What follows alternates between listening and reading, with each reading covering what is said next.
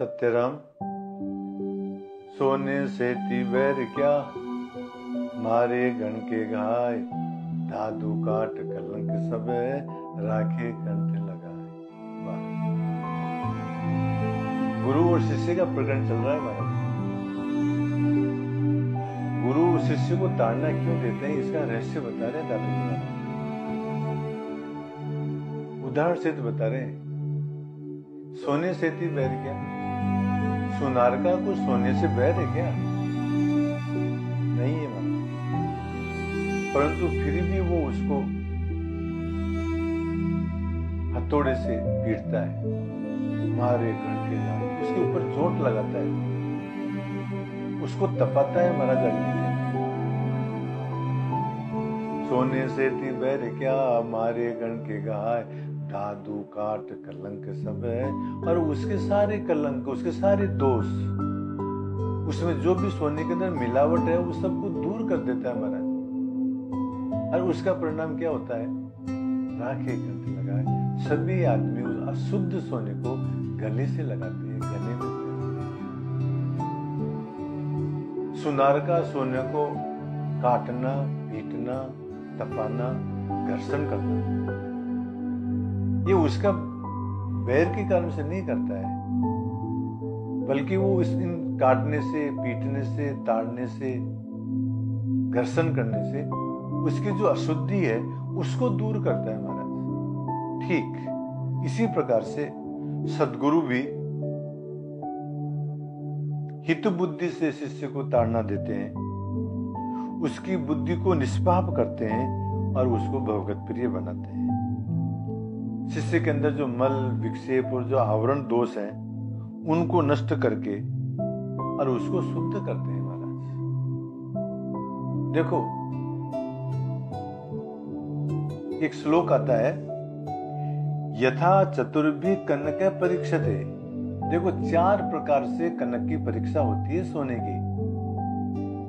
निर्घर्षण, उसको घिसते हैं कि सोना असली है या नहीं है। छेदेन, उसके अंदर छेद करते हैं कि शुद्ध है या नहीं है।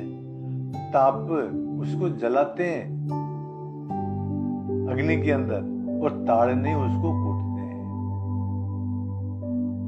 सोने की परीक्षा 4 प्रकार से होती है। उसको जलाते हैं, उसको ताड़ना देते हैं, उसको घर्षण करते हैं, उसका छेद करते हैं, तब मालूम पड़ता है कि ये सोना शुद्ध है या नहीं। इसी प्रकार से तथा चतुर्भि पुरुष से परीक्षित, इसी प्रकार से 4 प्रकार से पुरुष की परीक्षा होती है।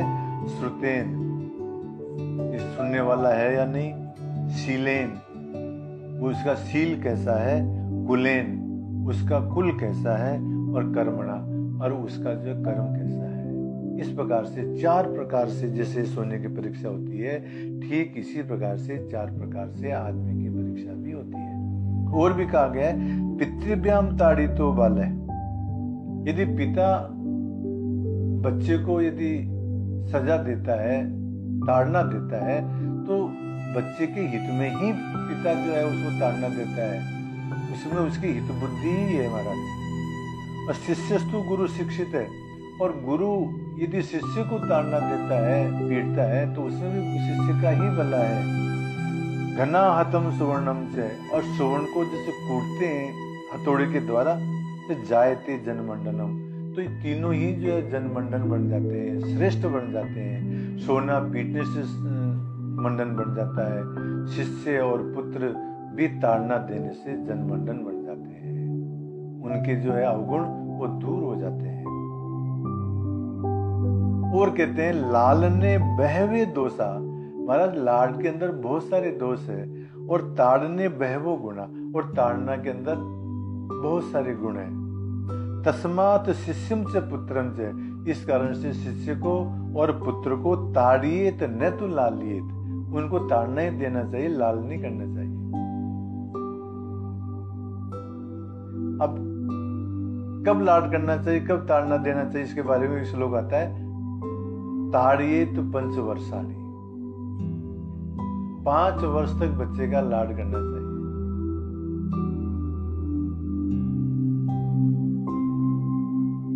लालिएत 5 वर्षाणी। फिर उसको बाद में जो है उसको षट वर्षाणि ताड़येत, और 5 के बाद में 6 वर्ष तक अर्थात 11 साल तक उसको ताड़ना देनी चाहिए।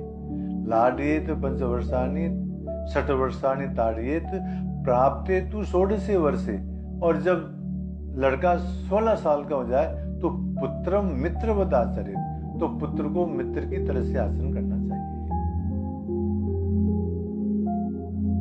सुंदरदास जी महाराज इसमें कहते हैं, जो कपड़ा दर्जी गही ब्योतत, दर्जी क्या करता है, कपड़े को काटता है महाराज, तभी तो वो जो है उसको पुरुष ग्रहण करता है।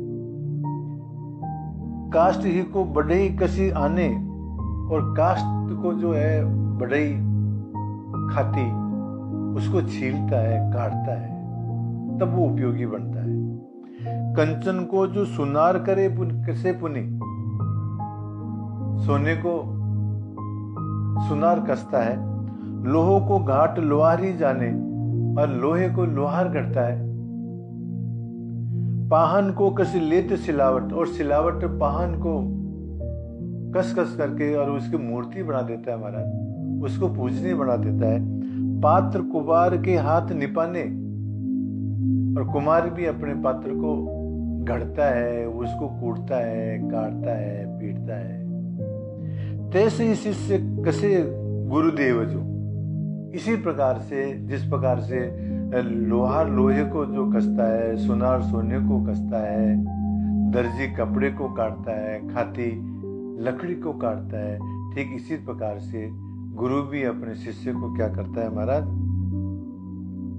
कसौटी देता है।